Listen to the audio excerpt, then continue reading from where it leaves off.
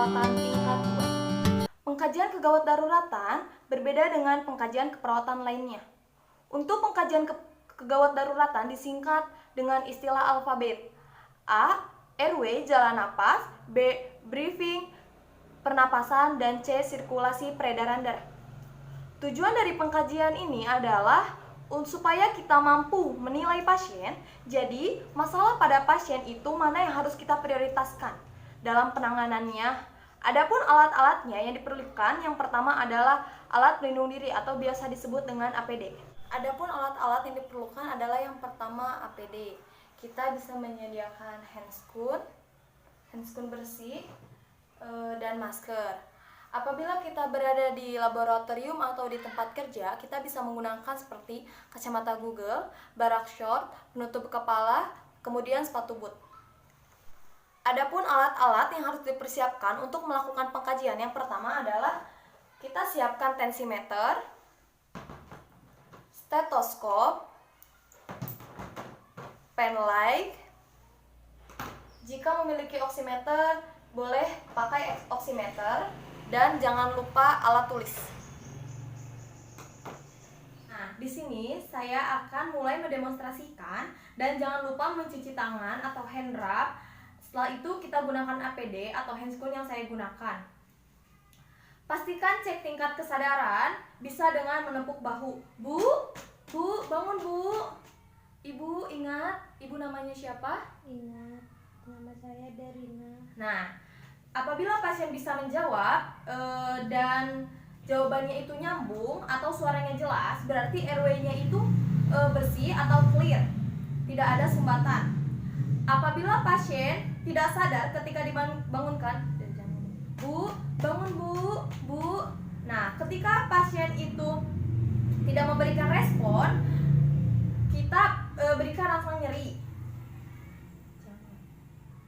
Ketika tidak ada respon juga, berarti pasien itu tidak sadar. Kita lakukan pengkajian. Yang pertama, airway bisa dilakukan pada pasien tidak sadar.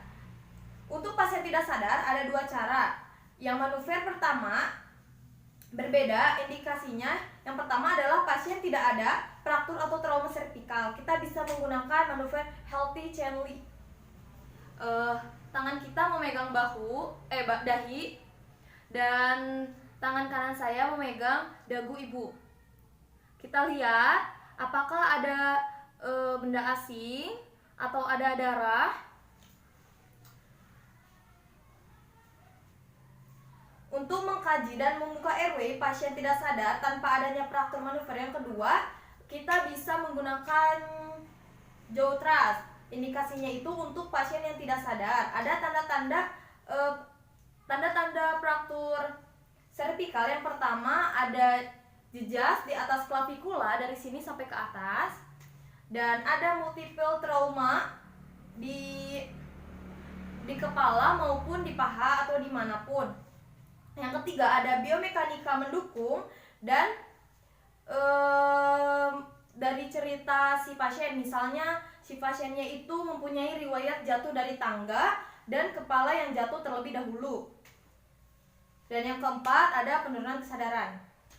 Untuk manuver jaw thrust ada tiga cara. Caranya itu 3 jari ada di sebelah rahang, dan tangan kita memegang ini dahi, dan kita buka. Kita lihat ada sumbatan atau tidak, ada benda asing atau ada pendarahan, atau terjadi hipersalivasi dengan suara nafasnya.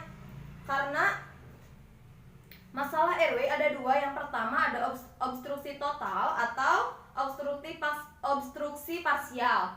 Kalau obstruksi kita lakukan cara yang kedua, manuver jaw thrust, itu kita lihat apakah ada suara gurgling atau seperti orang yang berkumur-kumur. Terus kita lihat juga ataukah ada snarling seperti lidah yang jatuh ke belakang. Terus atau frowing, itu udim pada saluran pernafasan. Dan untuk yang kedua, kita akan melakukan breathing, pola napas atau pernapasan.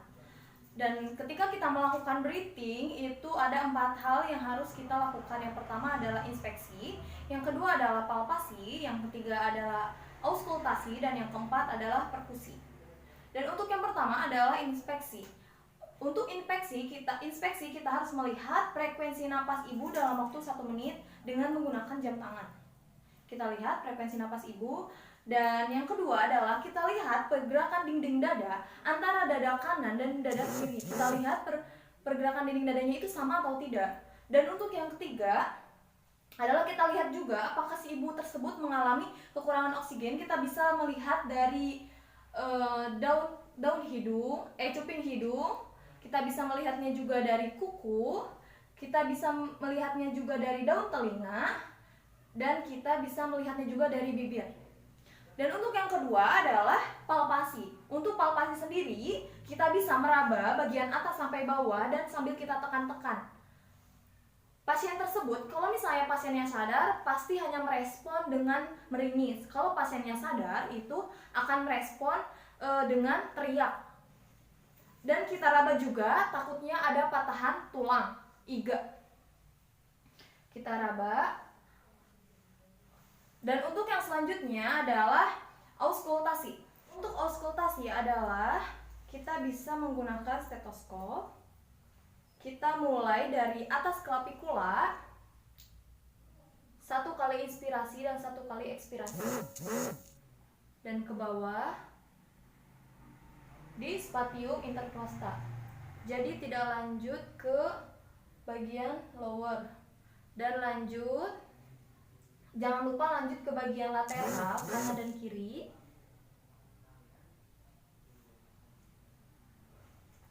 Dan ketika kita melakukan auskultasi tersebut, kita bisa mendengarkan suara paru yang normal adalah vesikuler, dan kaji juga apakah ada suara ronhi, suara wheezing, atau suara pleural fraction rub atau gesekan pada rongga pleura.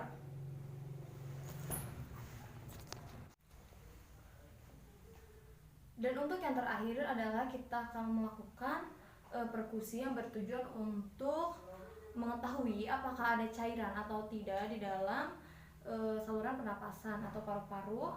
Untuk yang pertama kita lakukan di atas clavicula. Kita bandingkan kanan dan kiri, dan kita lakukan juga di bagian spatium intercosta.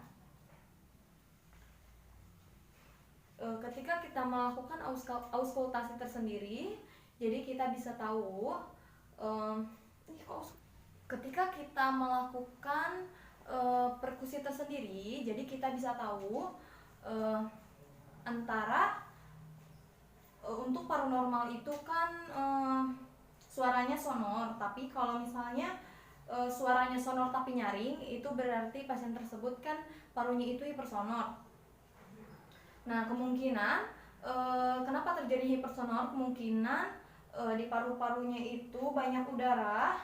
Nah, kalau misalnya dullness, itu kemungkinan di paru-parunya itu ada cairan. Yang terakhir adalah circulation atau peredaran darah. Untuk yang pertama kita bisa mengecek nadi si pasien tersebut, dan untuk yang kedua kita bisa melakukan pengecekan tekanan darah.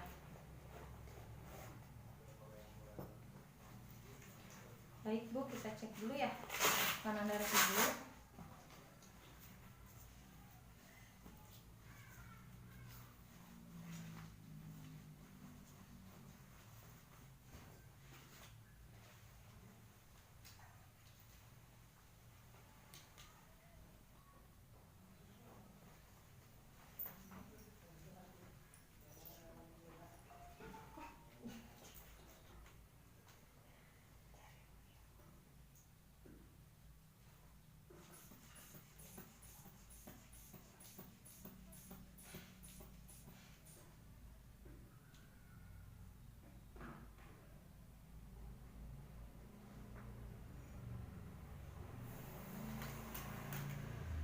Baik Bu, tekanan darahnya itu normal.